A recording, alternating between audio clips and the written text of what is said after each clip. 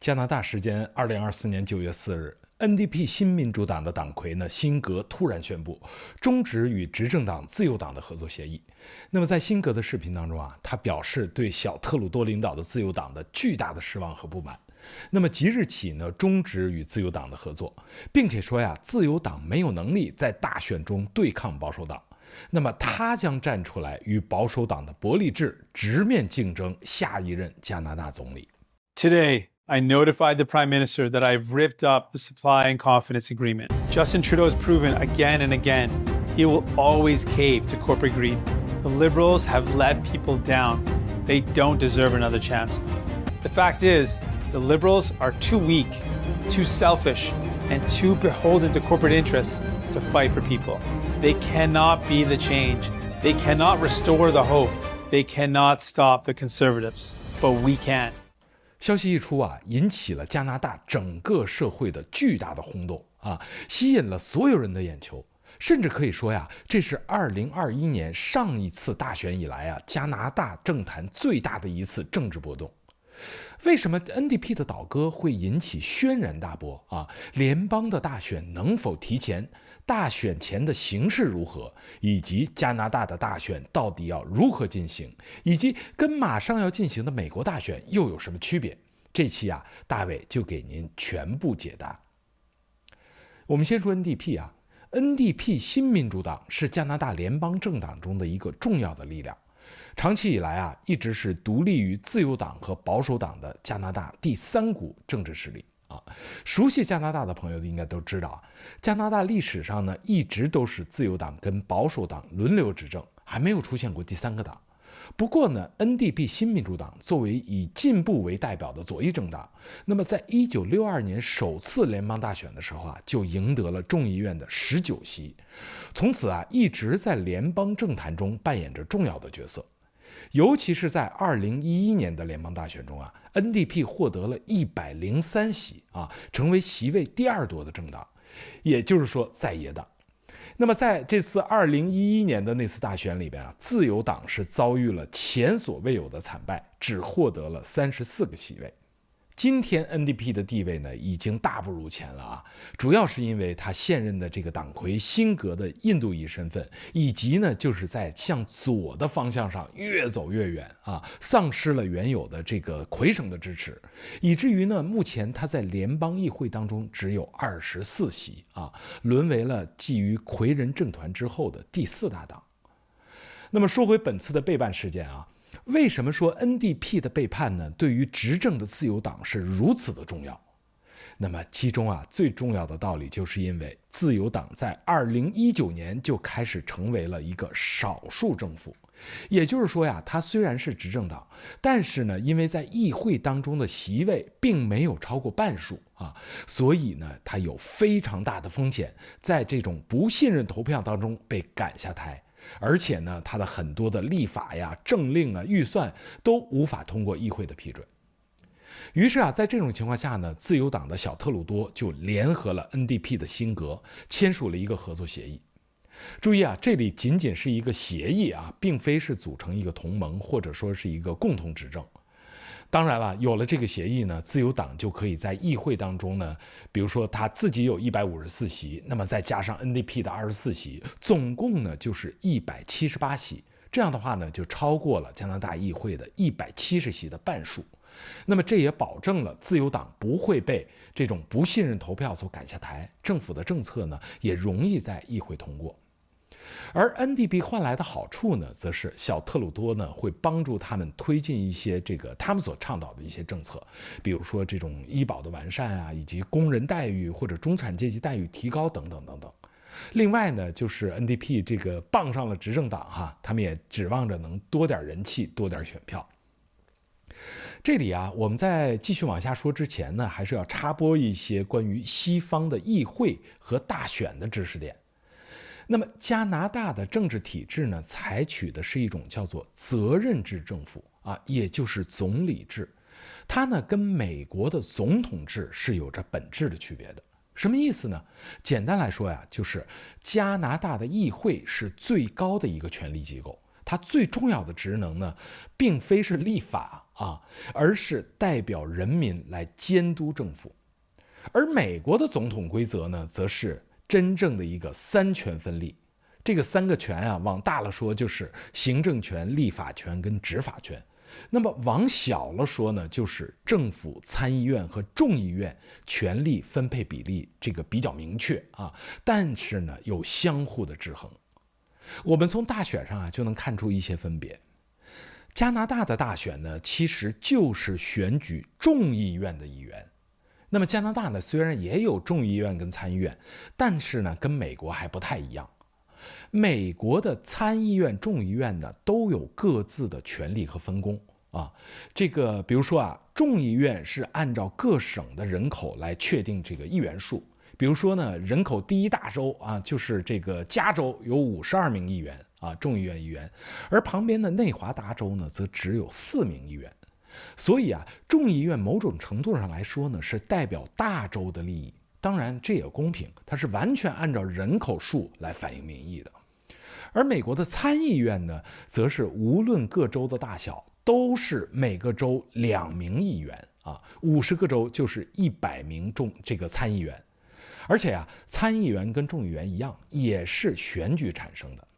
那么美国的这个参众两院啊，都有非常重要的职能啊，尤其是立法权、政府监督权以及弹劾总统的权利。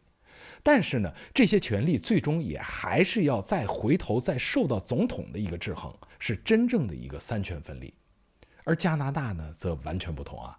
加拿大的参议院呢，几乎就是一个摆设。第一呢，它没有实际权利，虽然呢，它也有一些这个否决权，但只是象征意义的，几乎没有使用过。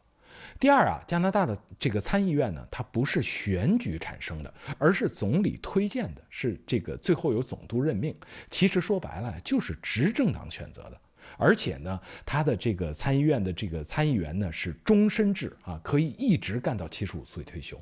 所以啊，目前加拿大的参议院中啊，有3/4的参议员都是小特鲁多任命的。可以说呢，加拿大的参议院啊，就是个吉祥物，不可能扮演实际作用。否则呀，目前的参议院就成为了自由党的一个长期主导、一家独裁了。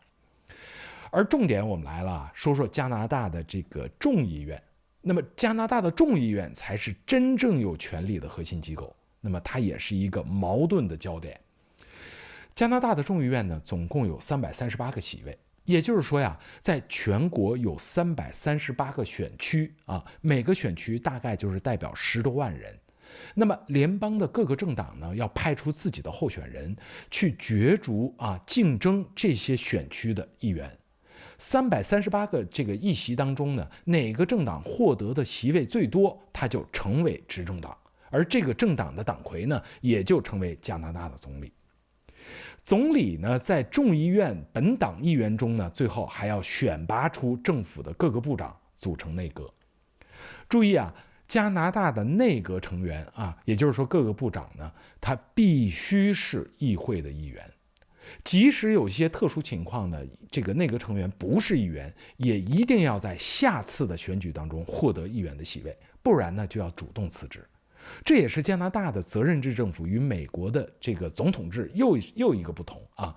美国的内阁部长或者说是政府的高官呢，反而不能是国会议员。你要么在议会，要么在政府，两者是不可兼顾的。美国的这种组阁的好处呢，就是可以任人唯贤啊，可以从全国范围内呢挑选出最适合的人才担任政府要职。比如说我们都非常熟悉的尼克松总统呢，就是直接把基辛格呢从哈佛大学的这个教授直接任命成国务卿。小布什总统呢任命退休的将军鲍威尔为国务卿啊。那么我们知道的这个鲍尔森，甚至从这个投资银行家直接是担任美国的财政部的部长。而相比之下呀，加拿大的组阁方式呢就比较死板了啊，只能是从议会的本党议员中挑选。而且啊，内阁部长根据惯例呢是要2年一换届的。那么像自由党这种已经执政了9年的内阁呢，它有可能是一个这个内阁成员干过3个到4个不同部门的部长。这也就造成了一种情况啊，很多的内阁部长根本就没有相关经验，完全就是赶鸭子上架，往往呢把政府治理的是比较混乱的。我们就拿目前的这个加拿大移民部长米勒举例哈，甚至前几任移民部长也都是一模一样的，没有一个是有移民部的工作经验，甚至自己也不是移民，完全是不懂任何的移民政策，完全就是乱搞一气，昏招不断。而且啊，加拿大的议会流程又非常的这个繁琐冗长啊，每年开会的时间呢是从1月到6月，然后呢放个暑假，9月份呢再回来接着开，一直到12月份圣诞节。那么您想啊，一年的大多数时候，全部这些议员或者内阁的这些大臣们都要在这个议会当中度过。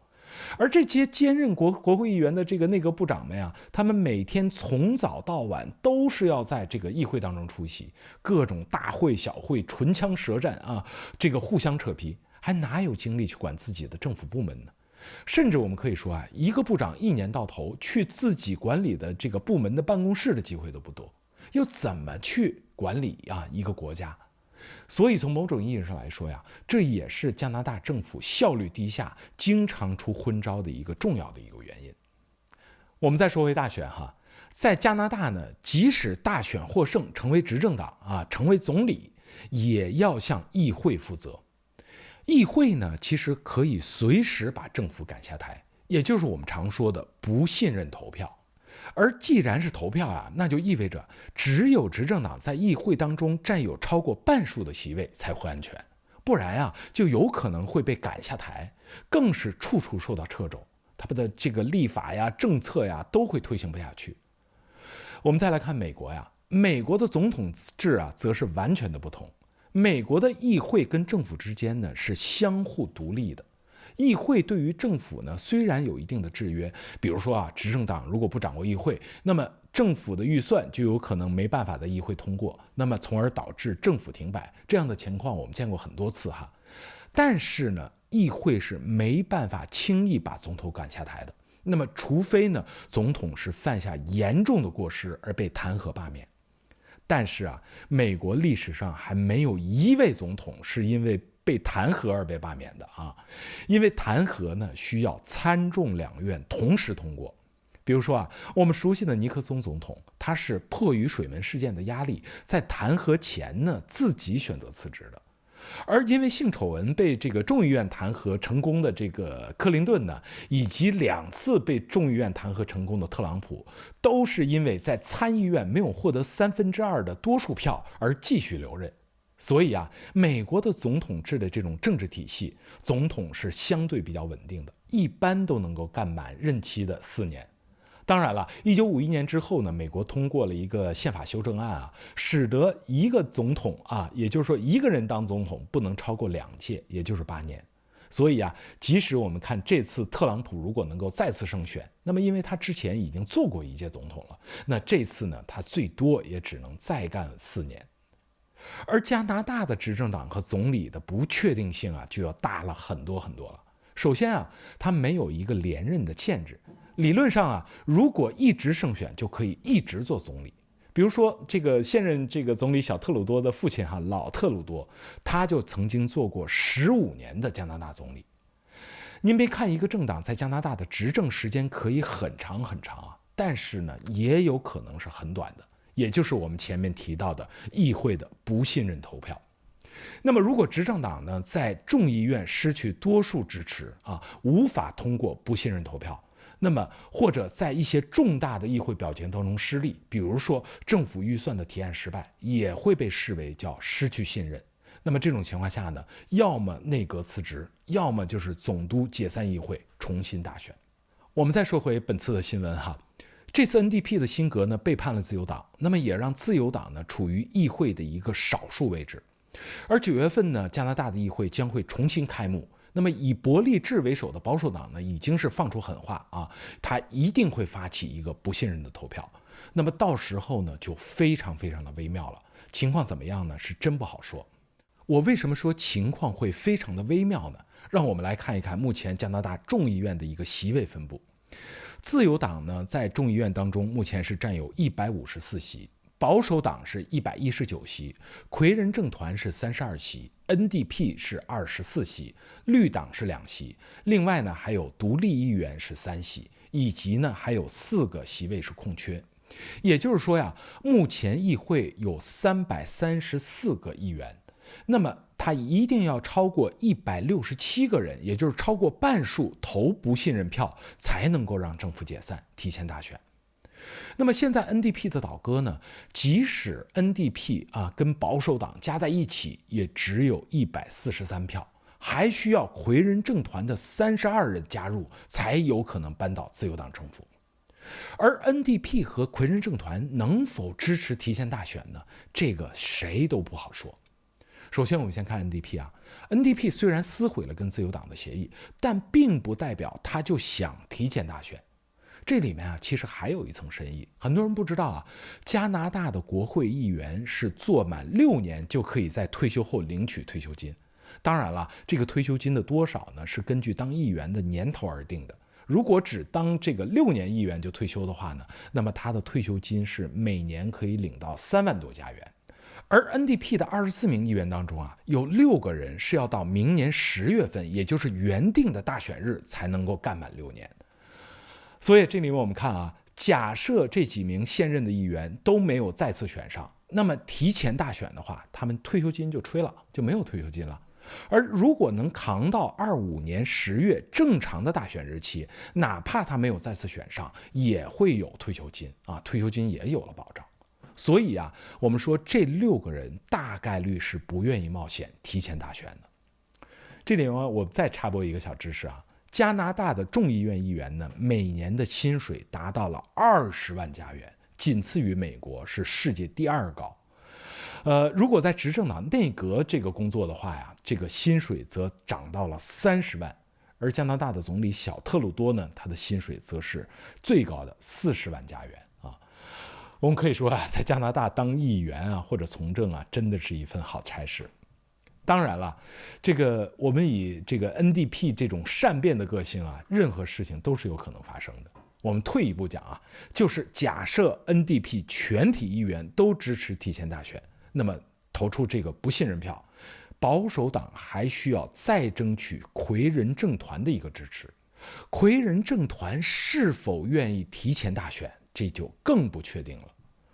魁人政团呢，其实就是一个混迹在联邦的一个魁省政党，他呢一直都在谋求呢魁省的独立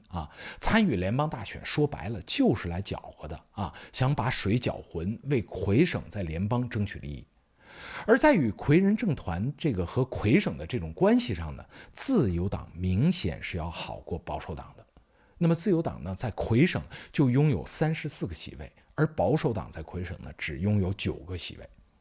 另外呢，在移民政策上特鲁多呢也一直对法语族裔呢采取一个倾斜的一个政策，他招收了大量的法裔移民，也对魁省的难民呢给予了大量的资金补偿。那么 BC 省的省长呢叫做 David Eby 他对此还发了很多的牢骚，就是吐槽联邦只重视魁省。那么另外我们在政治光谱上来看其实魁人政团也是中间偏左的，那么他与保守党其实是分歧更大的。同时呢，这次 NDP 的倒戈也来得非常突然，其实给提前大选并没有预留充足的一个准备时间。那么魁人政团是否准备好了提前大选，也是一个未知数。所以在我看来，虽然这次 NDP 的一个倒戈呢，大概率会引发不信任投票，但是投票能否通过，大选能否真的提前到今年还是一个巨大的未知数。我们再说回政治体制，其实提前大选在加拿大这种责任制政府当中呢，实际是非常常见的。我们都知道本届的特鲁多的这个自由党政府呢，是在2015年开始执政的，并且呢，它是一个绝对多数党。那么正常呢，一般是加拿大是4年一次大选。那么这个2015年之后的4年呢，也是小特鲁多最舒服的4年。但是呢，在2019年的再次大选当中呢，自由党虽然获胜了，但是呢，却失去了多数党的一个位置。从此呢，小特鲁多开始每天的提心吊胆。但是呢，在2020年伊始，疫情的到来反而让特鲁多松了口气。那么在危机面前，议会也给了政府最大的包容。那么这个时候呢，即使他是少数党政府，那么这时候也没有可能重新大选。而小特鲁多政府面对疫情呢，除了严加管控的这种封锁政策之外呢，还搞起了一个全民发钱啊，给800多万人发放了每个月2000加元的 CERB 补助。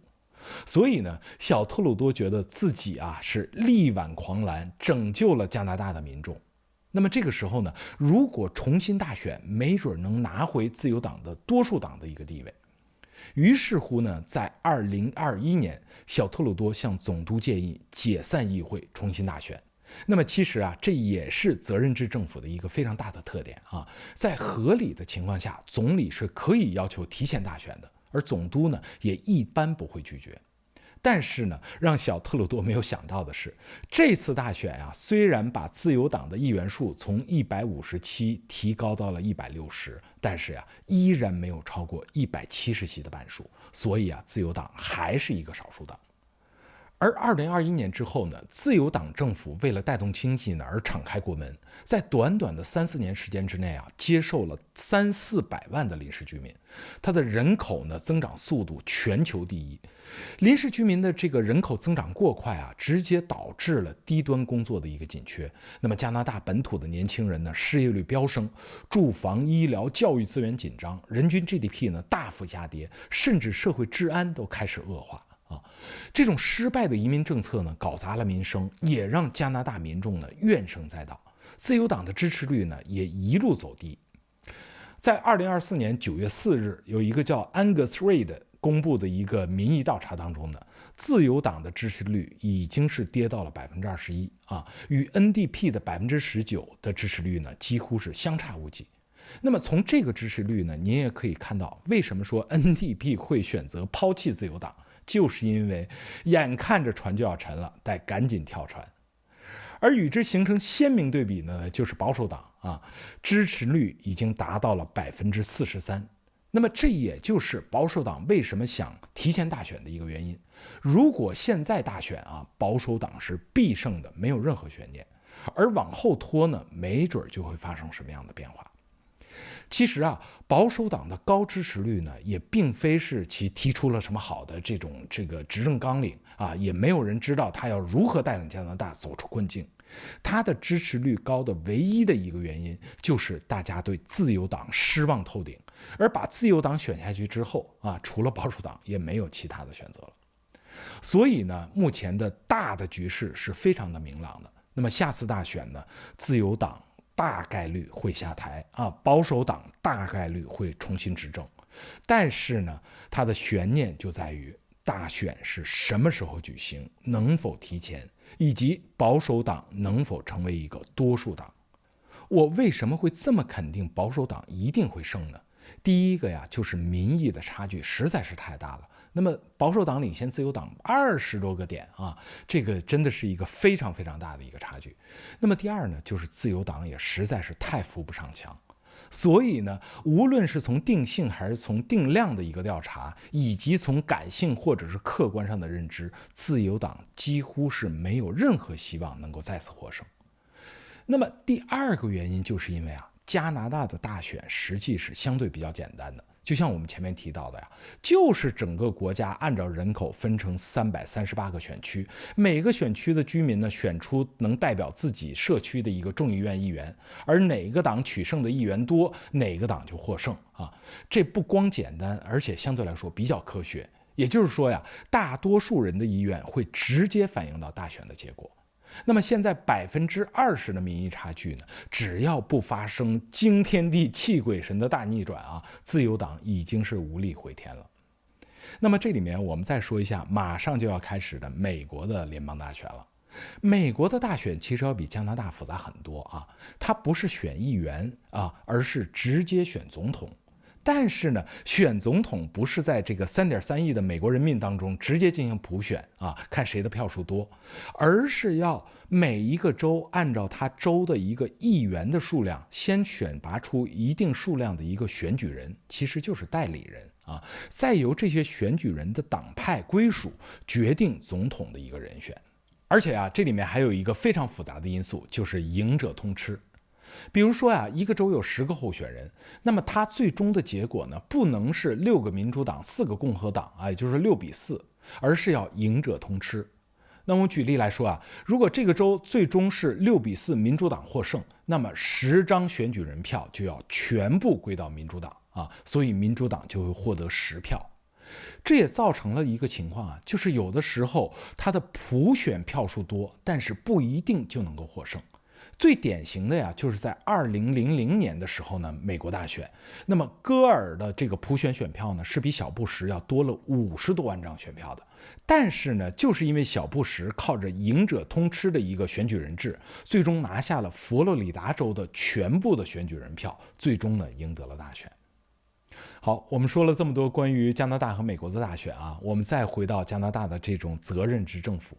那么它的好处是什么呢？就是如果在议会当中占有多数的席位，那么政府的权力呢将会非常非常的大，它的任何的立法提案、政令出台以及预算呢都会畅通的无阻，甚至某种程度上来说呀，议会与政府融为一体。这样的话呢，就较少扯皮，可以集中力量办大事啊，效率也更高。当然啊，这里说的扯皮少、效率高呢，也只是相对的和理论的。那么在实际工作当中呢，还是要看执政党和内阁的能力。比如说呀，我们现在这届的自由党政府呢，就是把加拿大搞得乌烟瘴气、民怨沸腾啊，尤其是在移民政策上呢，是最典型的。自由党政府想怎么搞就怎么搞啊，政策一天一变，打自己脸的事情太多，已经连脸都不要了。那么这也就是因为权力过大，没有人能够管得了。而这次 NDP 的倒戈呢，让自由党失去了议会的这种多数的席位，那么它非常有可能发生提前大选，这也就是责任制政府的一个典型的纠错机制。那么干不好呢，就会众叛亲离，最后就要灰溜溜的被大选赶下台。其实啊，加拿大的这套责任制政府体制呢，就是完全照搬英国的威斯敏斯特体系啊。我们熟悉的一些国家，比如说英国、澳大利亚、新西兰、印度这些英联邦国家呢，都是这套政治体系。而日本跟德国呢，也有很多的相似之处。所以啊，你也会看到这些国家的总理或者首相呢，他换人就像是走马灯一样。尤其是在2022年的这个英国的这位女首相叫做特拉斯执政才44天就被迫辞职了。而美国的总统制呢，它总统和政府的权力呢相对有限，尤其是政府内阁与两院议会是完全分离的，各司其职，相互监督。那么它的好处呢，就是政府不能肆意妄为。我们还是用这个移民政策来举例美国的移民政策也好，人数配额也好，甚至是具体的移民要求都30多年未变。那么这就是因为政府、参议院和众议院那么3股势力相互制衡，谁也不听谁的啊！想要做出重大的改变是非常非常艰难的。